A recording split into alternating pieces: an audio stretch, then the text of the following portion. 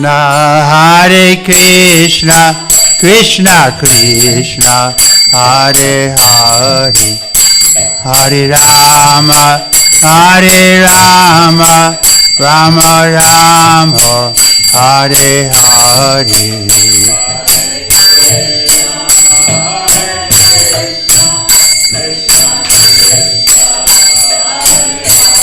Haribol.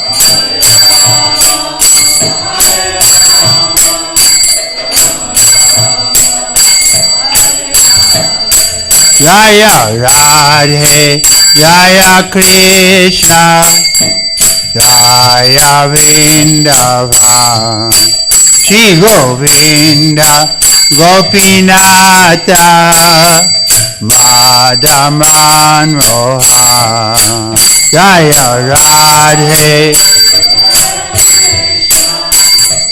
Jaya Vrindavan, Shri Govinda,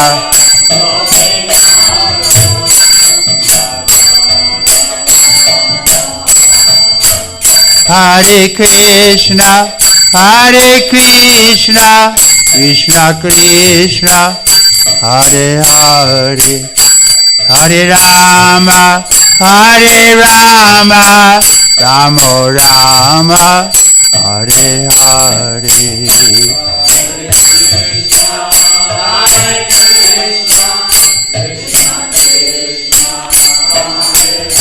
Haribol.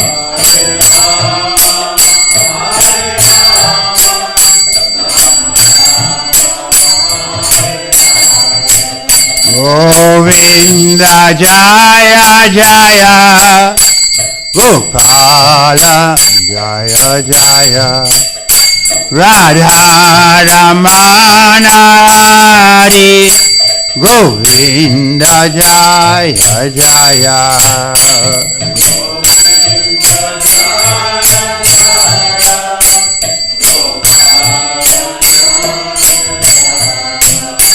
Radha Ramana Hari.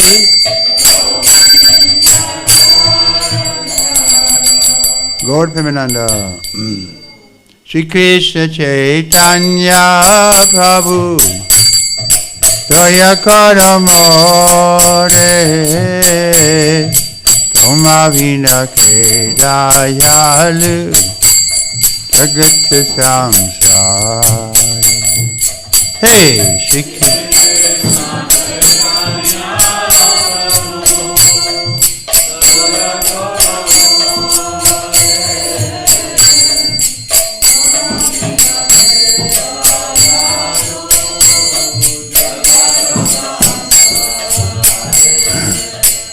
Shri Krishna Chaitanya Prabhu Daya Kara More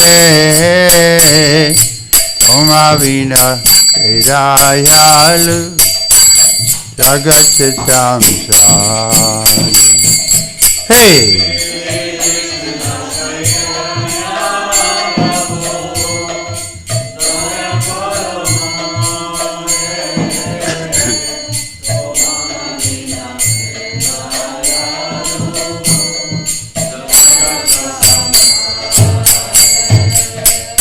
Patita Pavana Hetu Tabhavachara Moshama Patita Prabhu Apaive Hara. Oh!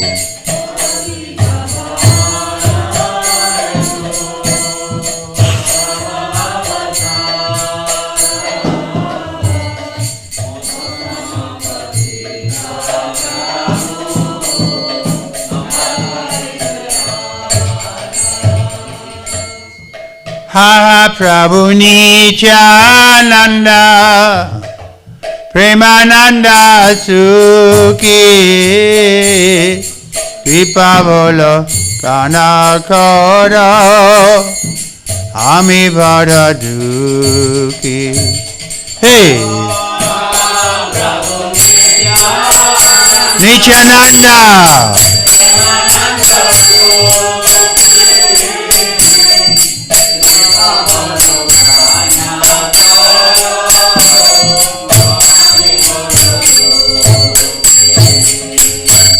Ha Prabhu Nityananda Premananda Sukhi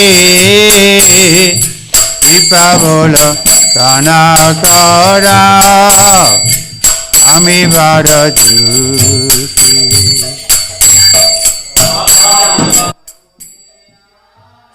Nityananda, you heard of Nityananda, right?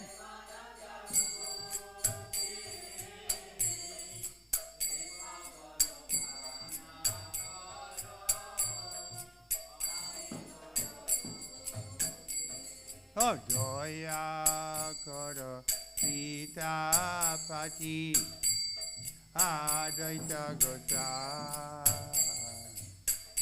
Tava Kripa Bhole Sai Chaitanya Nitai.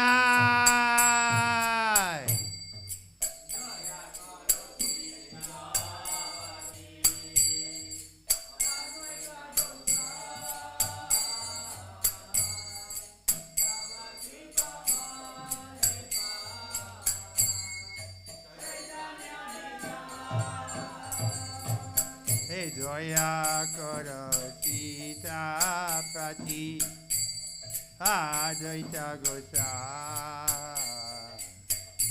Tava Kripa Bole Sai Chaitanya Nitai.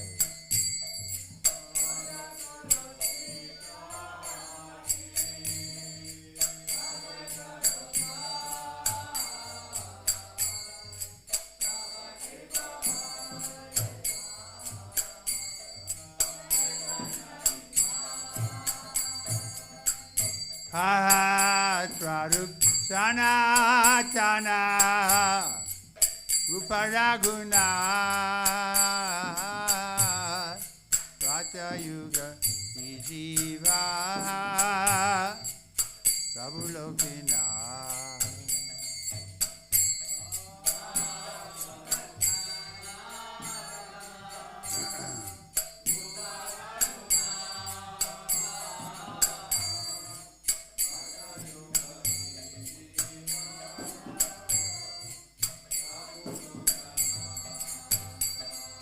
Joya Koro Shiracharya Prabhu Srinivas Ramachandra Sangamari Hey Narottamada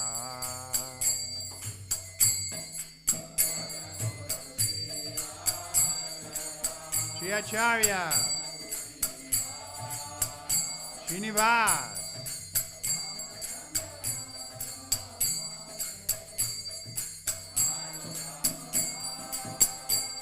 Hare Krishna, Hare Krishna, Krishna Krishna, Hare Hare, Hare Rama, Hare Rama, Rama Rama, Hare Hare.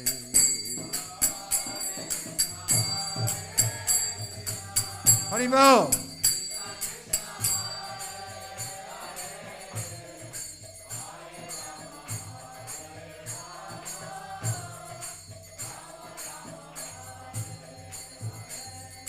Hare Krishna, Hare Krishna, Krishna Krishna, Hare Hare, Hare Rama, Hare Rama, Rama Rama, Hare Hare. Oh!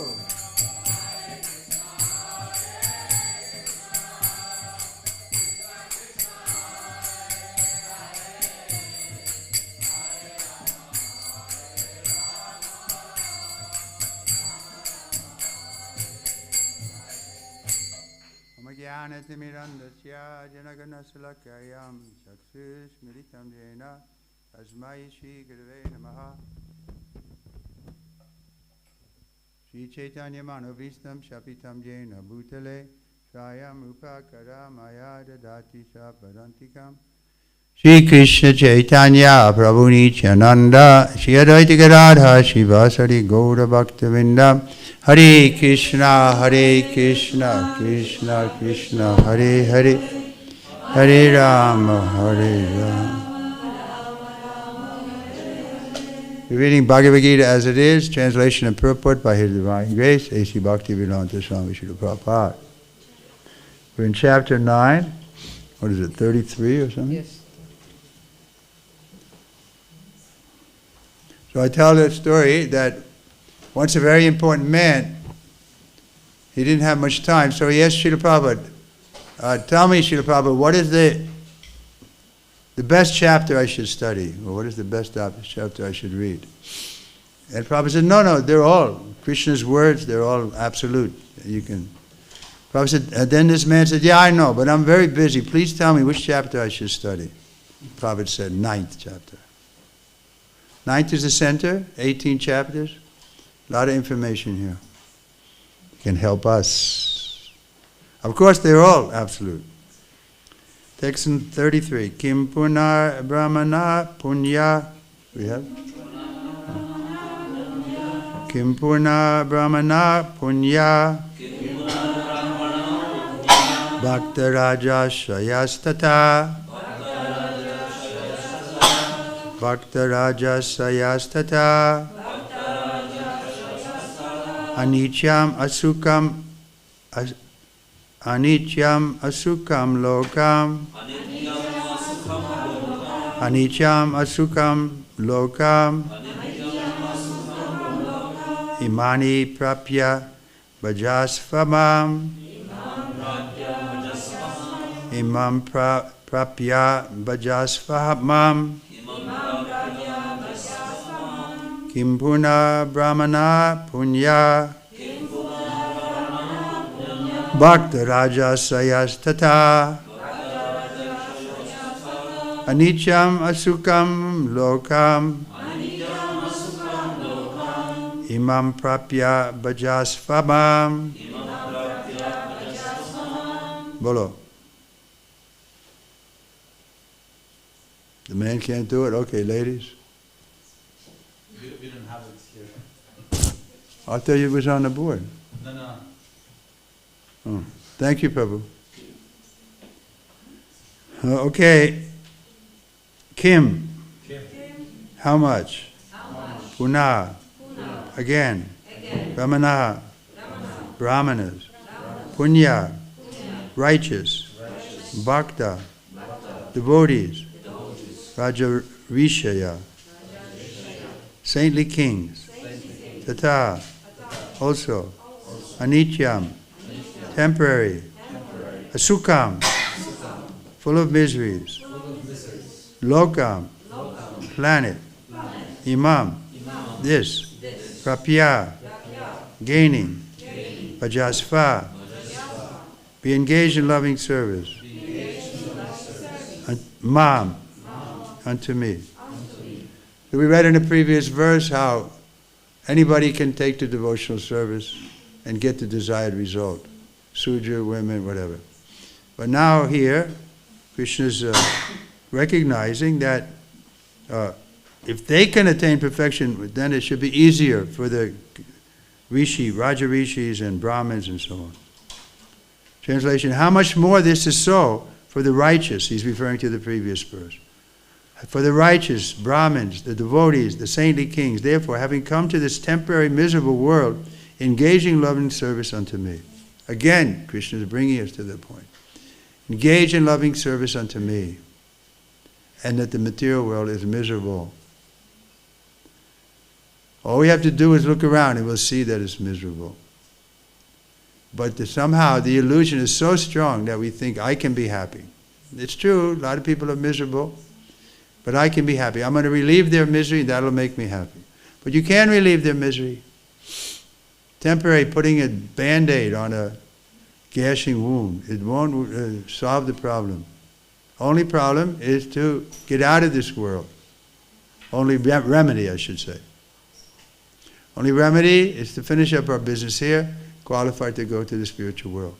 This is the message of Bhagavad Gita. Repeatedly, Krishna is telling us. Brahma Bhuvana Lokam. From the highest to the lowest, all the places of misery where birth and death is going on. And nobody wants that, but we're attached. Indra's attached to his heaven. He won't give it up because he thinks he has an advantage.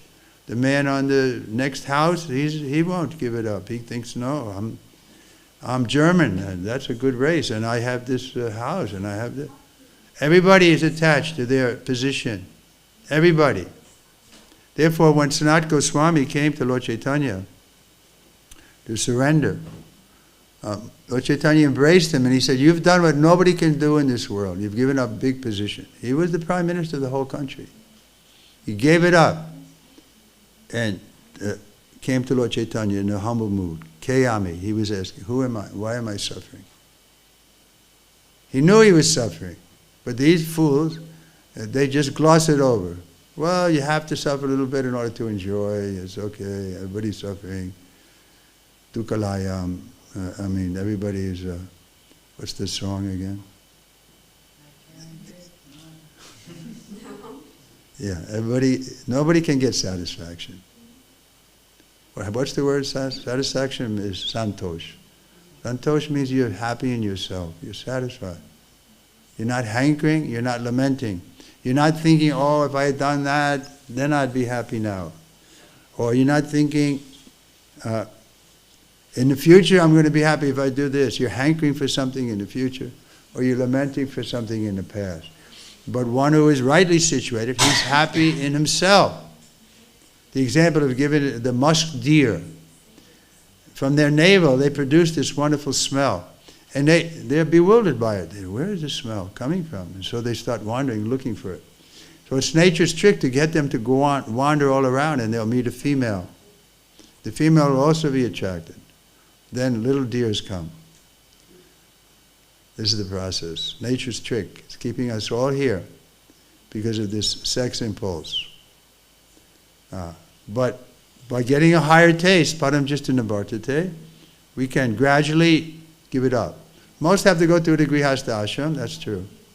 But then you should learn. Okay, now I see there's so much pleasure here, and also so much trouble. I have to raise the children, have to see them, and have to make sure the wife is happy. The wife has to make sure the husband's happy. Like this, there's always some challenge. So by the time we're 50, 60, then Prabhupada said no more sex. We should accept vanaprastha. Means just going where I can be an asset to Srila Prabhupada and his movement. This is the real vanaprastha. Try to help Prabhupada in his preaching. Now you're free, you can do it.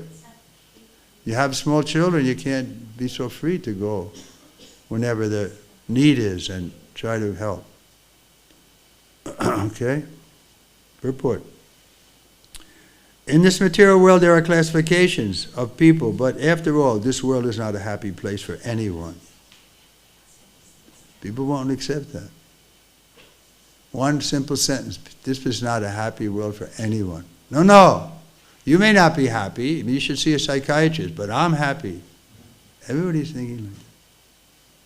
It is clearly stated here, anityam ashukam lokam. This world is temporary and full of miseries, not habitable for any sane gentleman or gentle lady.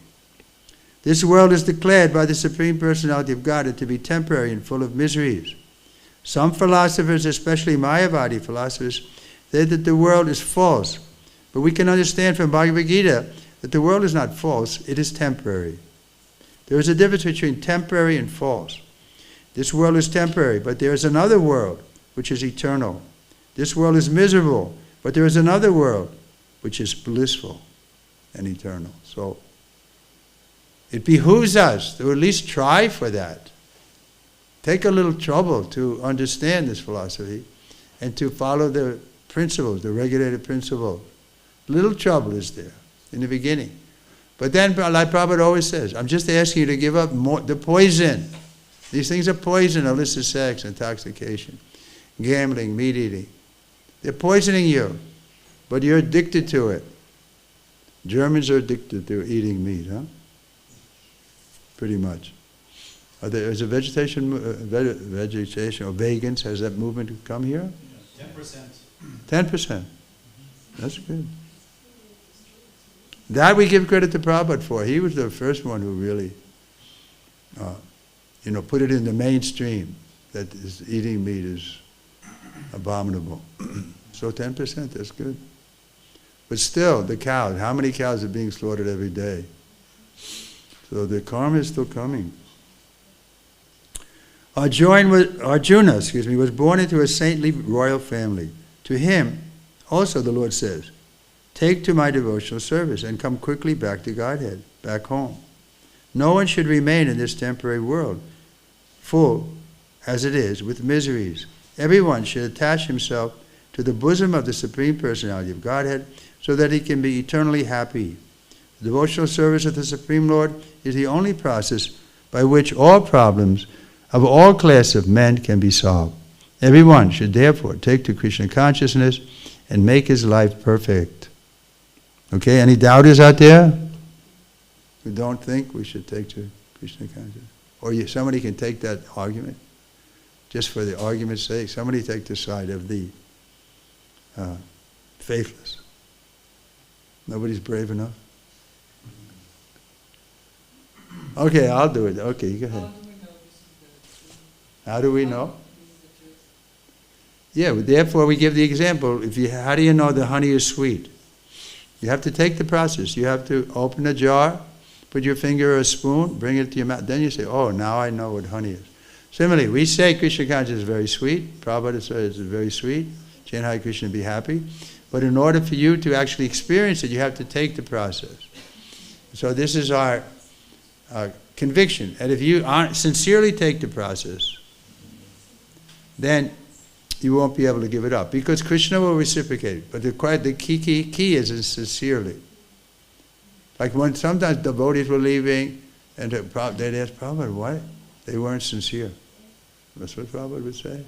Even big sannyasi, they weren't sincere. They came with some motive. They were unhappy in this way or that, and they got something from Krishna consciousness, and then they gave it up. They weren't sincerely trying to please Krishna. That's the sincerity. Has to be, let me do something not for my advantage, but just to try to make Krishna happy. For so many lifetimes I've been trying to make myself happy. It hasn't worked.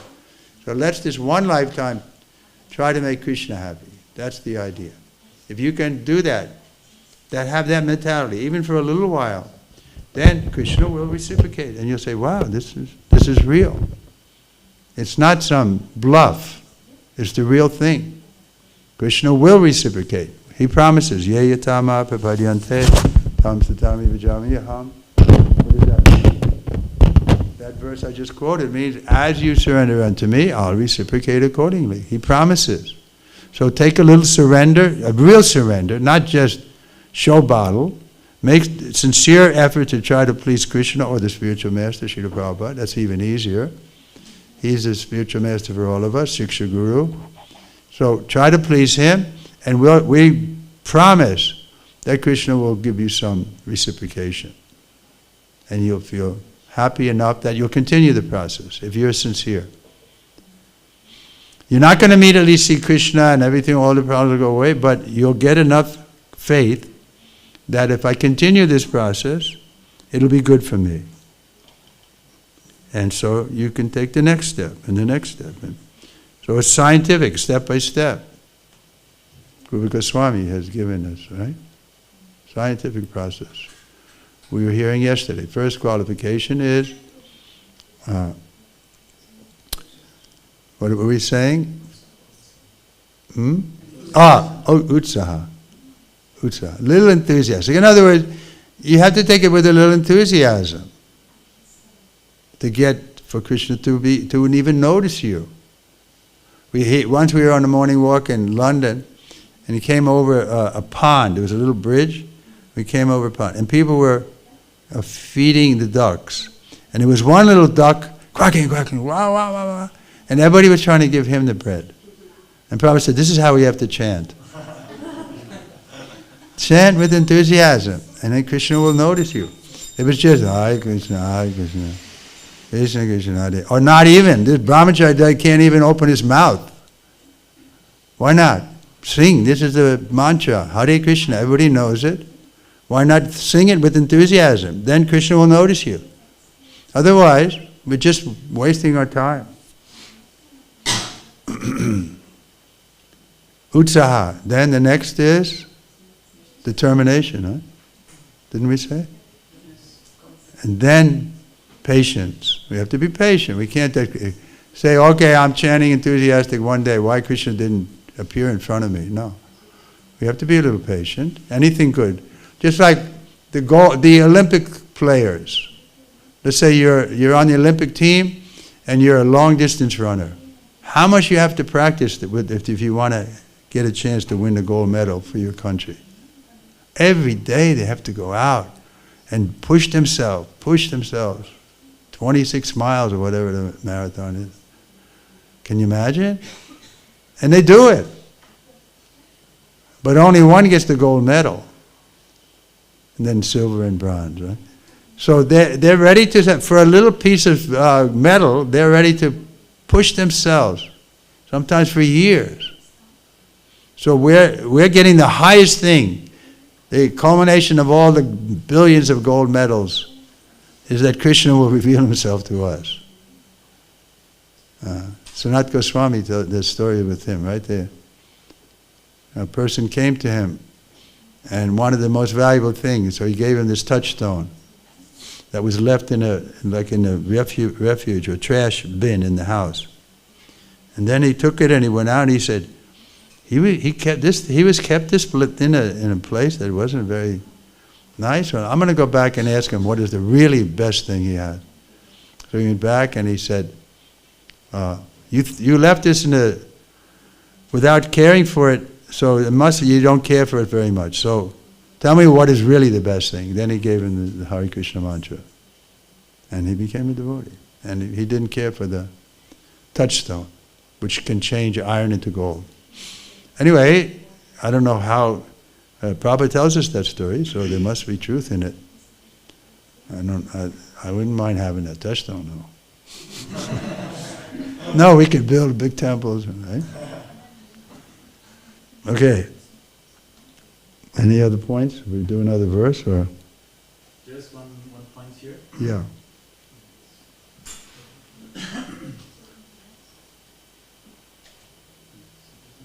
But in the purport it says that somebody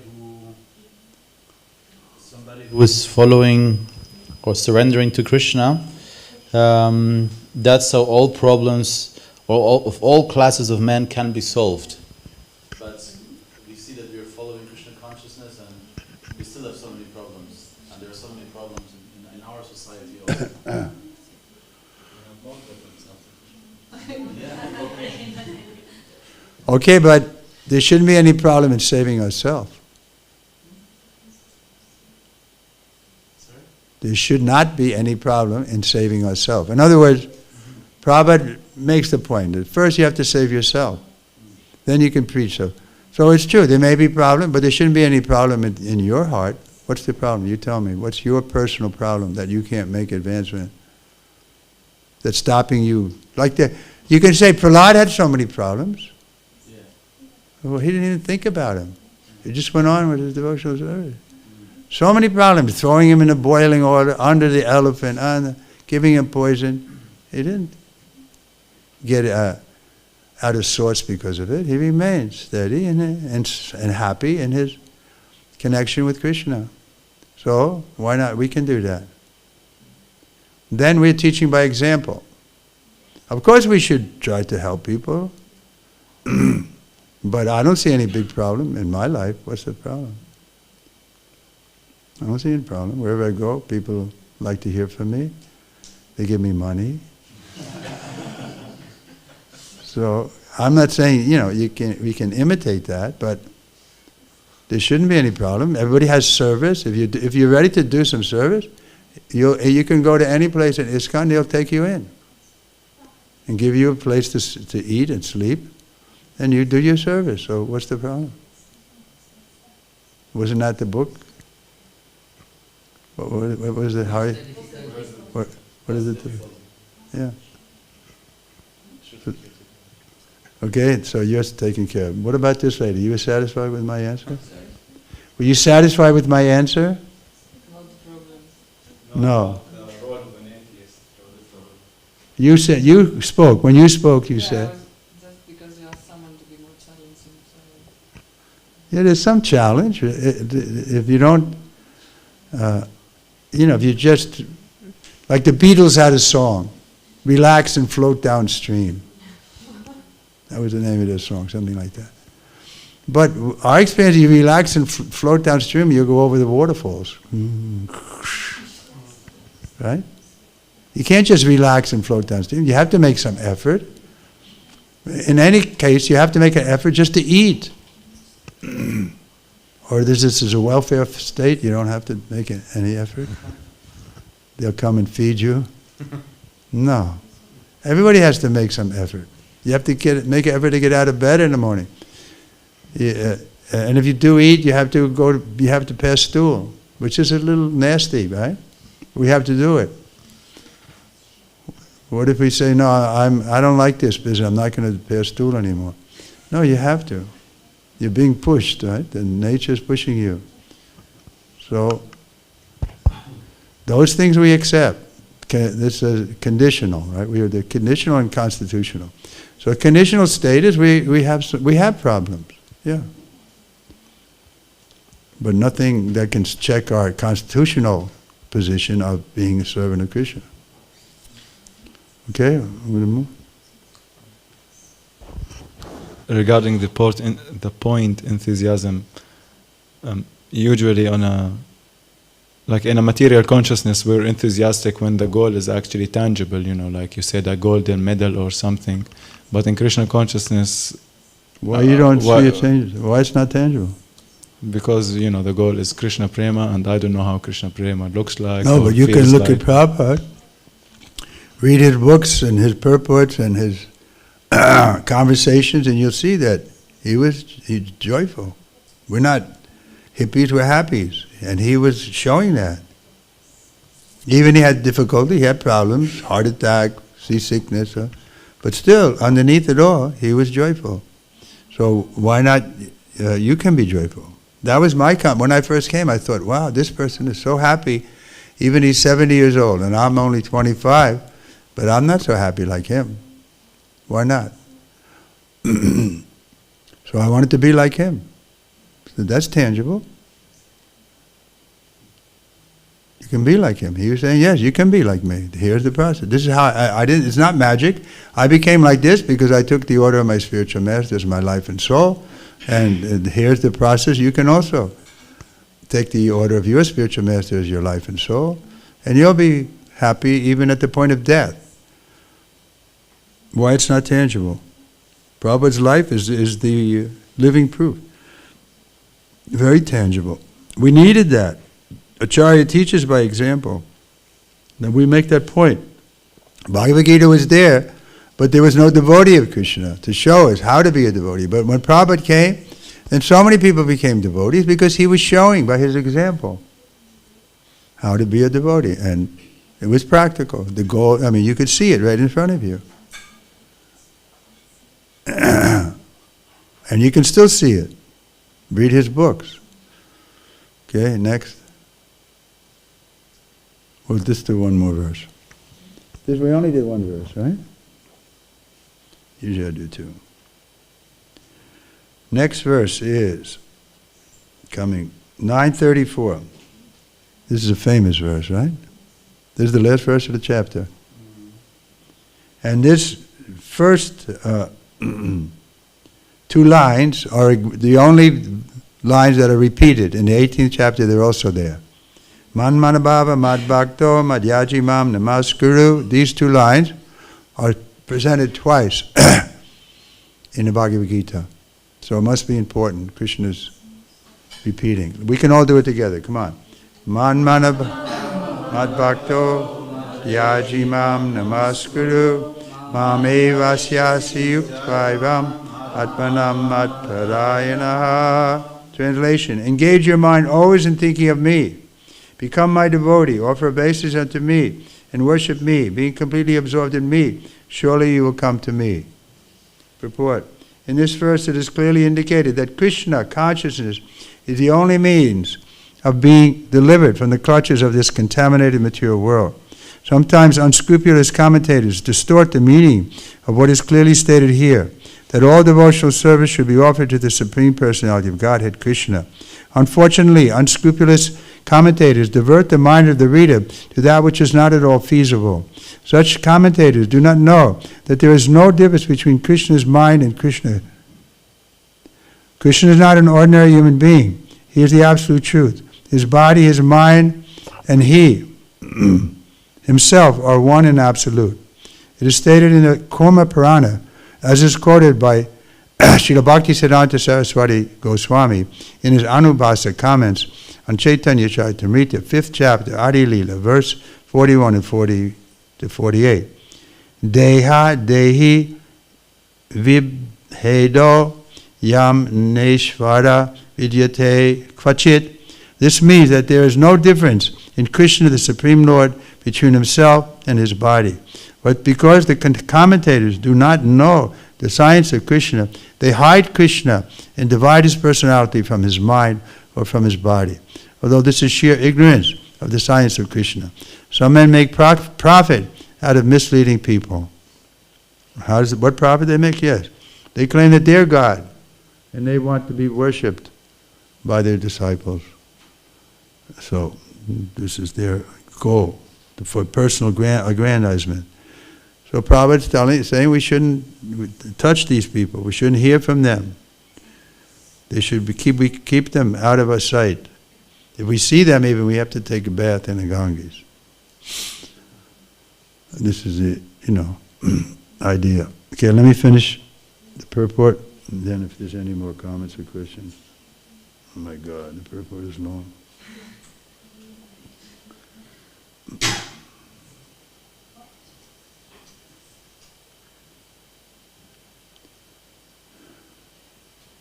There are some who are demoniac. They also think of Krishna but enviously, just like King Kamsa, Krishna's uncle.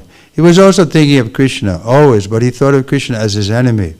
He was always in anxiety, wondering when Krishna will come to kill him.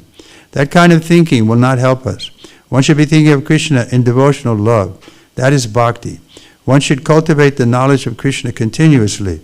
What is that favorable cultivation? It is to learn from a bona fide teacher. Krishna is the Supreme Personality of Godhead, and we have several times explained that his body is not material, but is eternal blissful knowledge. This kind of talk about Krishna will help one become a devotee. Understanding Krishna otherwise from the wrong source will prove fruitless.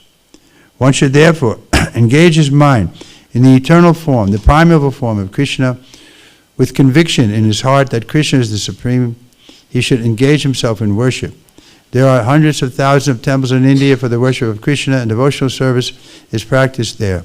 When such practice is made, one has to offer obeisances to Krishna. One should lower his head before the deity and engage his mind, his body, his activities, and everything.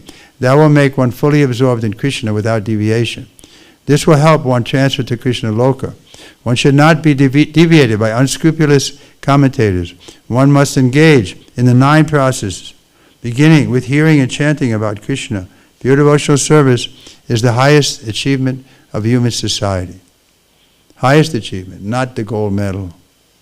The 7th and 8th chapter of Bhagavad Gita have explained pure devotional service to the Lord that is free from speculative knowledge, mystic yoga, and fruitive activities. Those who are not purely sanctified may be attracted by different features of the Lord, like the impersonal Brahma Jyoti and localized Paramatma, but a pure devotee directly takes to the service of the Supreme Lord. There is a beautiful poem about Krishna in which it is clearly stated that any person who is engaged in the worship of demigods is most unintelligent and cannot achieve at any time the supreme reward of Krishna. The devotee in the beginning may sometimes fall down from the standard, but still he should be considered superior to all other philosophers and yogis. One who always engages in Krishna consciousness should be understood to be a perfectly saintly person. His accidental, non-devotional activity will diminish, and he will soon be situated, without any doubt, in complete perfection. The pure devotee has no actual chance to fall down, because the Supreme Godhead personally takes care of his pure devotee. Therefore, the intelligent person should take directly to the process of Krishna consciousness and happily live in the material world. He will eventually receive the supreme award of Krishna. Thus ends the Bhaktivedanta Purport to the 9th chapter, Srimad Bhagavad Gita, in the matter of the most confidential knowledge. So here, one interesting point. Prabhupada is saying that the pure devotee can't fall down. There's a nice story to illustrate that point. In the very beginning, two brothers came, Brahmananda and Gargamuni, and they were quite active and had leading roles. And at one point, Gargamuni was the treasurer in New York. And Prabhupada came to get money from him, but Gargamuni was, he was like arguing with Prabhupada that he didn't want to give money. And Prabhupada said, okay, very good, now give me the money. The treasurer should be a little careful. But then in the middle of that, Prabhupada said to him, Gargamuni, the difference between you and me is you can fall down and I can't. So he's telling him, give up your envy. You're not equal to me. So the envy is so common, so prominent in this world that we can become envious of Prabhupada. And that happened in many cases. But Gargamuni is still with us, but some people have just left altogether. So we should accept Prabhupada can't fall down. He's a pure devotee. When we come to the highest stage, there's no more chance if one is actually in the stage of prema. Okay, anyone else? Comment, question? Yeah. Regarding the point of pure devotee, I have two questions. Yeah. The first one is a simple yes or no question. Is a Mahabhagavata necessarily a pure devotee? Well, that's pretty much how we define it. Mahabhagavat means that he has no interest in anything else except serving Krishna. Because Prabhupada writes in one purport in Adi Leela that talking about the Mayavadis, and he's saying the flowery language of the Mayavadis, of their interpretations of the Vedas, are so dangerous that even a Mahabhagavata can fall down. So I was kind of bewildered. Well, Prabhupada's being overcautious. You know what I mean? Here he's saying he can't fall down. Didn't he just say that? Let's read it again.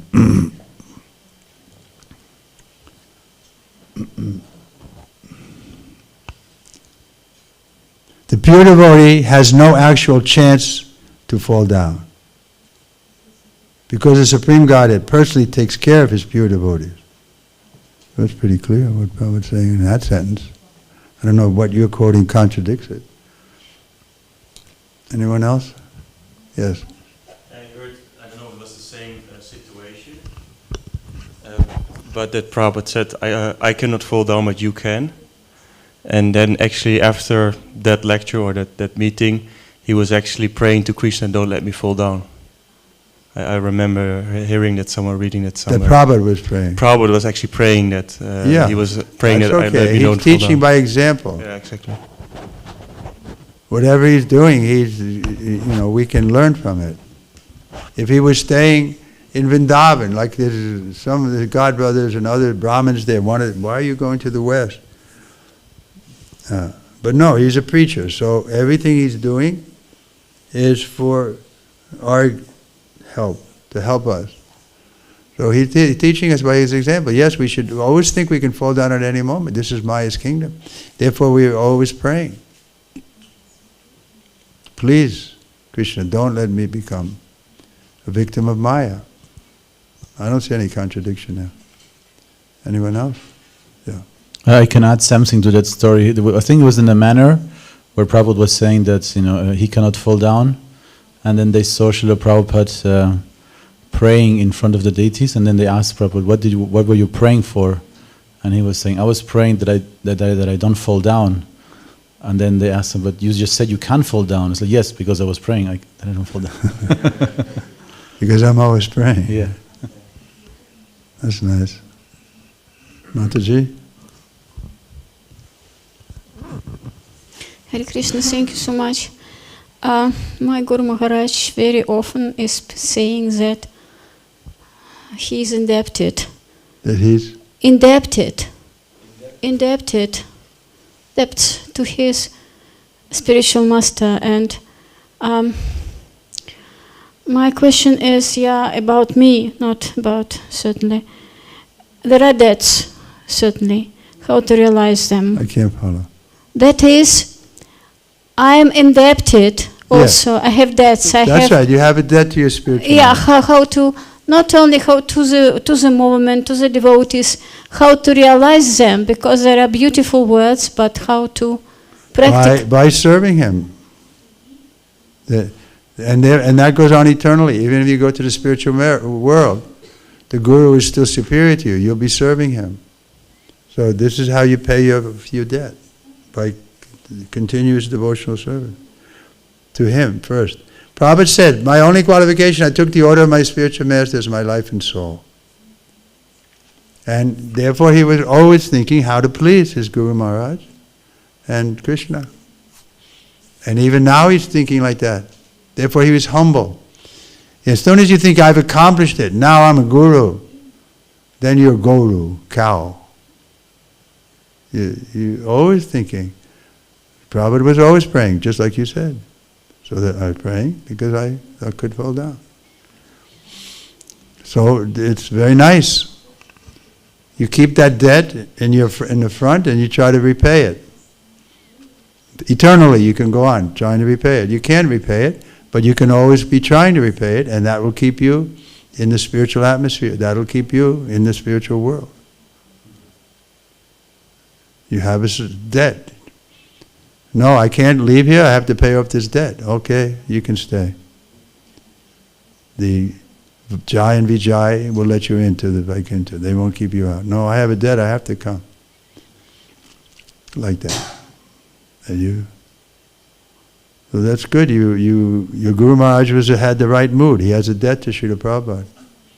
And you also have a debt to your Guru and Srila Prabhupada, the whole parampara, and ultimately Krishna is the Adi Guru. He's the original Guru. So it goes on in parampara. There was one more question on this. Yeah. Thank you.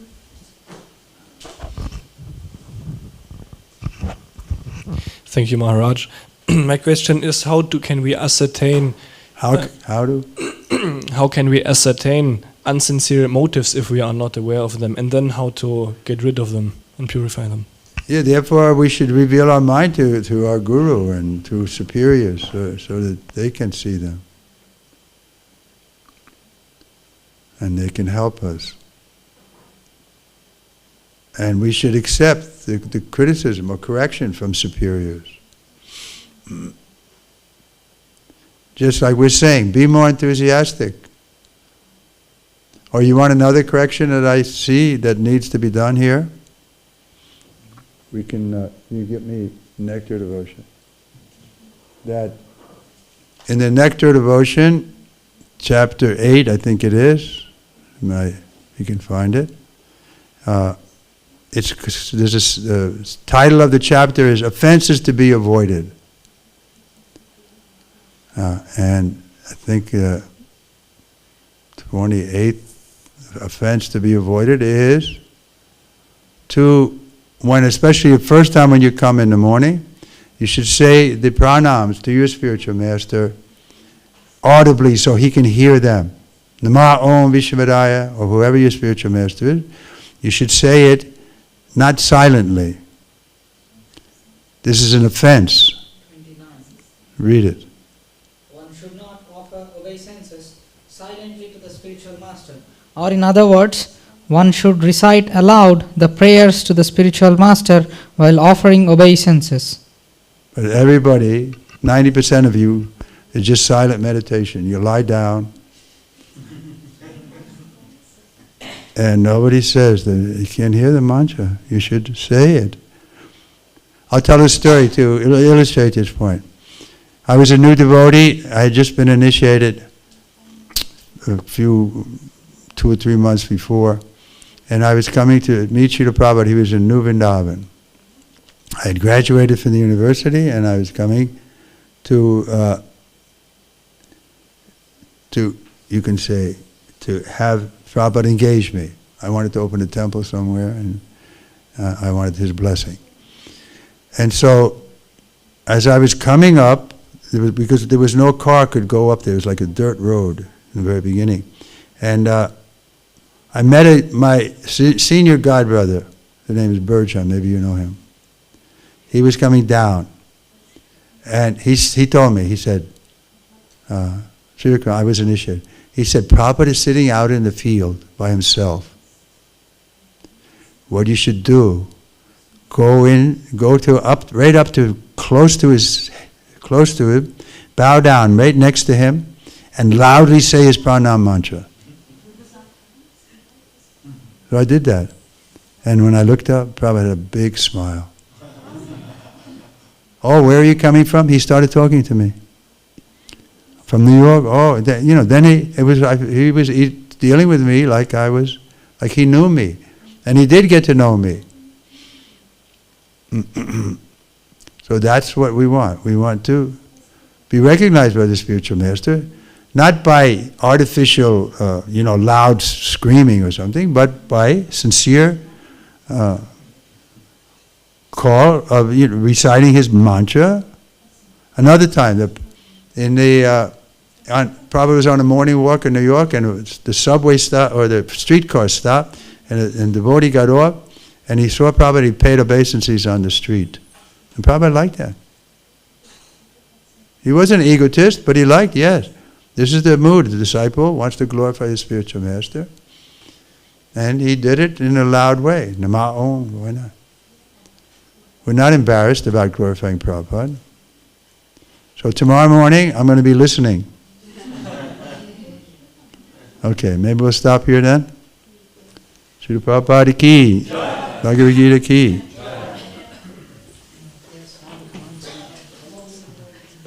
Can I do it in my room?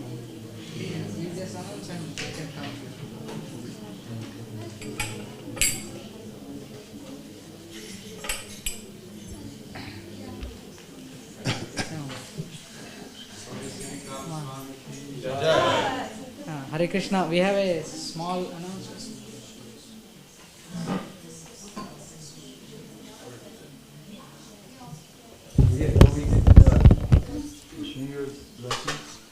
Yes, yes. My idea was that maybe you would like to distribute prasad. We wanted to distribute this Mahaprasada to everyone. Oh. Or is that But then somebody has to sing. maybe if you play it because it may fall down. Namo Vishnu Padaya Krishna Gopaya Bhutale Srimate Bhakti Vedanta Swami Iti Namo Vishnu Padaya Krishna Gopaya Bhutale Srimate Bhakti Vedanta Swami Iti Namine Namaste Saraswati Devi Gauravani Kacharine Nirvishesha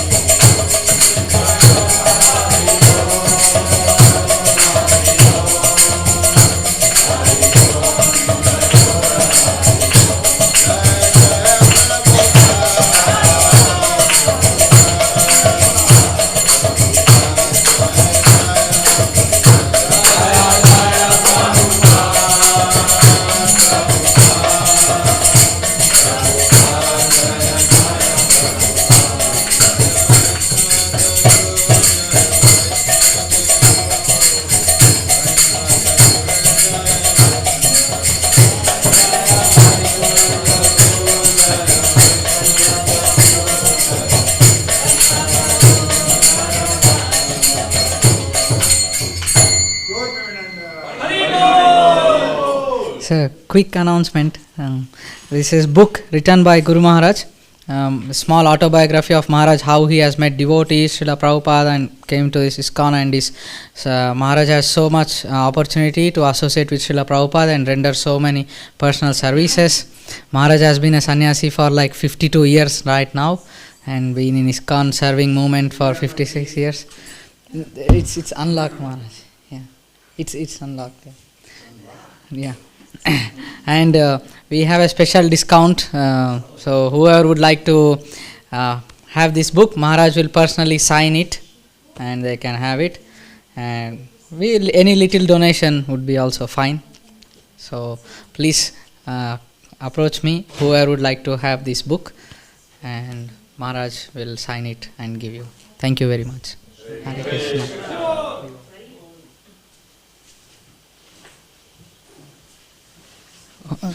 They can come to the guest house 201, yeah, the first floor. Maharaj will personally give this book. That's what Maharaj said.